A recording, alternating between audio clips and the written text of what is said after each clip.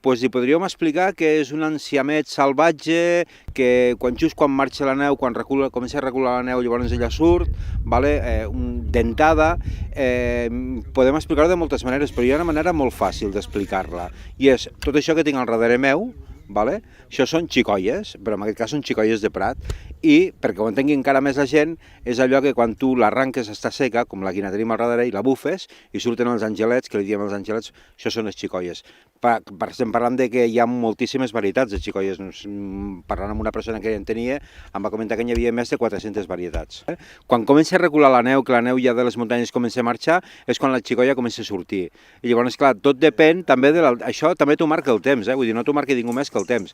A vegades tens molta xicoia, neve, va baixar, quan neve torna, el creixement para, quan marxa la neu torna a créixer la xicoia, no recula però frena, llavors frena el creixement i torna a pujar una altra vegada. Tenim gent d'aquí que quan a les xarxes socials, que ens ajuden molt, quan mous alguna cosa amb xicoies de seguida reaccionen, inclús aquesta gent també reaccionen, i hi ha gent que són de fora, reaccionen, i llavors ens diuen, ostres, mira, tenen xicoies, i venen aquí, venen a menjar xicoies, realment és així, és sorprenent, també el moviment de les xarxes socials amb el tema aquest. Bueno, us hem fet dos platets, un és una amanida de xicoies, que porta un xolís de l'Alba de Sort, unes nous de pepe de sorra, uns rovellons en conserva de tota la vida d'aquí del país, i després una vinagreta feta amb un oli del Pau, una sal de gerri i amb un oli i amb un vinagre de mel.